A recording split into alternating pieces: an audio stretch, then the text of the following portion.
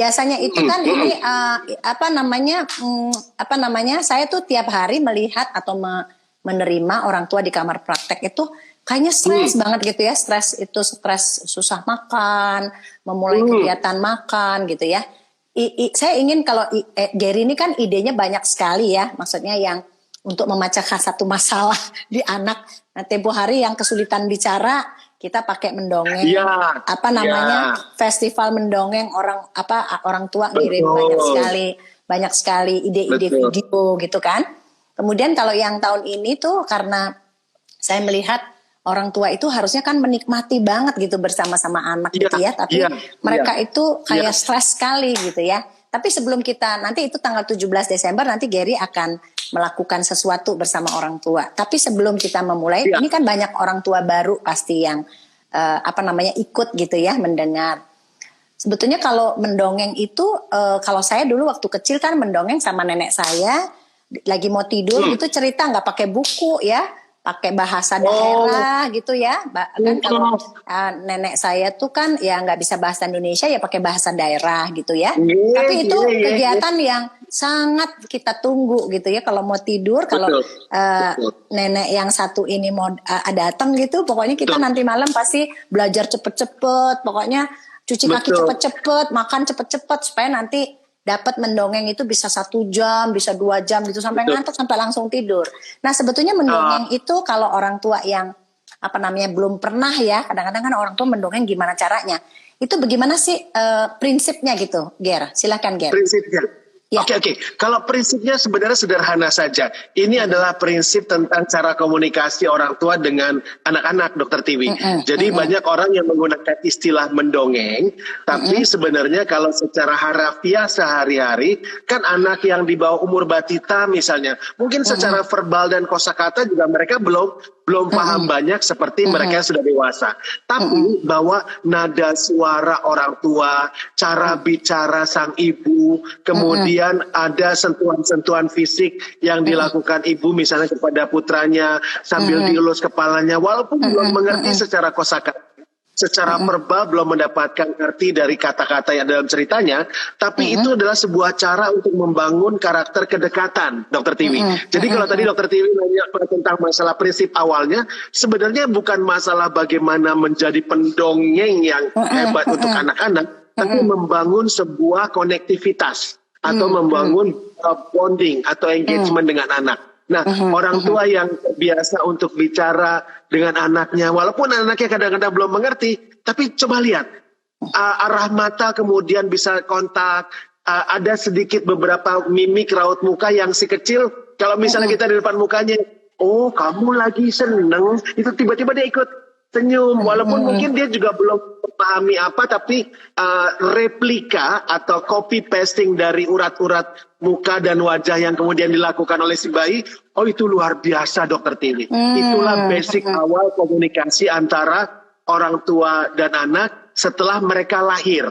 Mungkin ada beberapa orang tua yang mencoba juga untuk berkomunikasi dengan si kecil pada saat masih di rahim ibu contohnya. Ada beberapa ayah yang sambil cerita-cerita di perut sang ibunya misalnya. Itu adalah salah satu cara pengenalan frekuensi, pengenalan audio. Mungkin untuk janin pada saat itu akhirnya bisa kenal dengan suara ayah, suara ibu, walaupun secara meaning dia belum mendapatkan artinya. Tapi bahwa secara frekuentif itu udah tersimpan di sinaps otaknya dokter. Itu luar biasa. Luar biasa awal ya. dari mendengar ini. Ya, saya juga saya bekerja di Rumah Sakit Bunda itu kan udah 22 tahun ya. Saya juga melihat itu ya. Jadi orang tua atau seorang ayah atau ibu yang biasa bercerita ketika dia hamil itu, saya pernah melihat itu bayinya itu begitu respons, padahal itu baru lahir ya. Saya waktu itu mendampingi salah satu teman ya, Maudi ya, tahu ya kalau Edi itu 17 tahun yang lalu itu saya kaget banget gitu karena lahir normal itu kan jarang kita dampingi dari awal gitu ya, karena kan biasanya lahir normal itu subuh ya, biasanya obgyn melakukan, terus mereka udah lahir baru kita datang. Ini karena dia lahirnya besar ya, hampir 5 kilo, jadi kita standby. Jadi waktu di video waktu skin to skin atau IMD itu, saya kaget banget si bayi itu dipanggil namanya gitu, dia bisa gitu padahal Padahal itu kan baru ya belum 1 Luar jam biasa, gitu. luar Jadi biasa. setelah tenang gitu saya bertanya, kok kayaknya menurut saya apa saya berhayal, tapi saya melihat dengan jelas tuh Ya. gitu, kayak dia mencari gitu ya. Begitu suara ayahnya ada gitu. Nah, sebetulnya ya tadi yang Gary sampaikan ya, bahwa bayi itu membelalakkan matanya gitu ya. Terus dia padahal nggak ngerti, dia senyum. Nah, mendongeng itu sendiri, kalau saya kan dulu nggak pernah pakai buku, tapi sekarang kan orang tua kayaknya belum kagok gitu ya untuk memulai, sehingga seringkali terpaku dengan buku. Sebetulnya cara-cara mendongeng itu pakai buku atau nggak usah pakai buku, atau dia lagi berkegiatan apa kita bisa melakukan, atau seperti apa yang ideal? Silakan. Ya, yang ideal cara mendongeng Dokter Tiwi sebenarnya adalah bukan pakai buku atau alat bantunya, karena sekali lagi itu hanya alat bantu, ada buku atau boneka atau juga properti lain. Tapi yang paling utama adalah apabila orang tua atau si pendongengnya itu melakukan kontak mata. Dengan yang diceritakannya, sama seperti Dokter Tiwi sering memberitahukan kepada banyak ibu dan juga ibu muda yang lain yang nanti kalau waktu nyusui bayinya sambil diajak ngomong ya, sambil itu persis yang Dokter Tiwi sering sampaikan juga. Jadi sebenarnya disitulah awalnya, pada saat belum ada properti, belum ada buku, tapi begitu dia sudah dewasa, buku ini bisa dipakai sebagai alat bantu yang paling baik. Karena apa? Karena buku ini memberikan banyak kemungkinan dia bisa mengenal beberapa kegiatan motorik. Jadi misalnya motoriknya pun ikut memegang kertas. Jangan takut kalau dirusak, Bu. Nggak apa-apa dirusak, namanya juga. Dia pegang, dengar suara kertasnya, kemudian dia lihat kalau sampai robek, itu misalnya, suaranya seperti itu. Pengenalan awal ini adalah pengenalan yang sangat mahal, Bu. Itu adalah satu cara pengalaman anak-anak yang apabila dikenalkan, kalau Ibu Dokter Tiwi tadi nanya, apa sih cara paling baik gitu ya, pakai buku memang awalnya paling baik. Di pasaran sudah banyak kok beberapa pilihan buku yang misalnya hanya untuk anak-anak toddler supaya kalau digigit-gigit masih aman, misalnya begitu. Ada beberapa yang bisa digunakan, tapi pengenalannya paling utama. Yang lain, boneka, alat bantu, itu semua alat bantu yang bisa dipakai, silakan pilih. Tidak ada yang terbaik, semuanya baik. Oke, Gary, seringkali orang tua itu mengeluhkan itu, mungkin Gary bisa kasih tips. Kalau Gary itu kan begitu bermain di depan anak-anak, mendongeng itu, anak-anak tuh langsung kayak ngikutin Gary kemana, matanya tuh nggak bisa lepas. Artinya gini, mungkin gimana caranya mempertahankan anak supaya dia memperhatikan terus gitu ya. Kalau saya pribadi itu seringkali kalau periksa pasien terus mau lihat interaksinya pakai mimik sama pakai intonasi kata gitu ya. Tapi kalau Gary itu bisa nggak kasih tips ya supaya anak itu atau bayi atau anak-anak yang kecil itu bisa dia ya minimal 5-10 menit dah gitu. Kadang-kadang orang tua gini, baru dibukain buku udah langsung dirobek di apa gitu.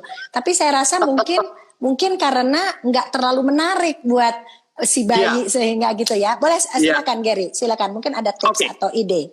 Yang paling basic Dokter Tiwi dan juga teman-teman yang bergabung di Instagram Live ini adalah kita jangan menganggap atau mengharapkan anak-anak ini yang harus memahami kita. Justru pada saat kita orang tua atau pendongeng ini yang nanti akan menyampaikan kepada anak-anak, kita menempatkan mindset kitanya di anak-anak. Jadi kalau seandainya mindset anak-anak itu apa sih? Bermain, di situ adalah eksplorasi, di situ adalah sesuatu yang humoristik. Jadi ini ada 3 basic yang harus diketahui oleh orang tua. Jadi bermain. Kalau gitu mendongeng itu bukannya duduk, dengarkan papa sekarang mau cerita. Bukan begitu. Itu bukan mendongeng, itu nakutin dok. Tapi yuk kita main yuk. Sekarang kita main ke kebun binatang. Coba hewan yang punya hidung panjang namanya apa. Itu sebenarnya bermain. Tapi kemudian dia memasukkan edukasi. Sehingga bermain ini jangan dilupakan. Mendongeng betul. Tapi pakailah cara mendongeng ini untuk bermain. Lalu kedua, segala sesuatu memang menjadi sesuatu yang kedengarnya main-main ya. Tapi harus ada humornya. Jangan sampai misalnya menakut-nakuti. Jangan sampai menimbulkan frighten. Atau hal yang menimbulkan trauma. Kalau kamu nggak tidur, nanti dari kolong tempat tidur akan keluar tangan besar. Aduh kasihan Dokter Tiwi. Jangan. Tapi sering banyak orang tua menggunakan cara itu. Jangan ya. Jadi tambah menakut-nakuti, nanti mimpi buruk dia ya, mau tidur ya. Iya, tidurnya tidur tapi nanti dia mimpi buruk. Mimpi Kasihan buruk, anak. Ya, jadi memang harus ada sesuatu yang bermain. Itu basicnya, artinya penempatan mindset kita orang tua, mindset anak-anak bermain. Jadi tujuannya kita, misalnya ngajak mereka makan atau ngajak mereka tahu jadwal tidur, tetap itu disampaikan dengan cara bermain. Tapi kan harus disiplin, betul harus disiplin, tapi disampaikannya dengan cara bermain, gitu.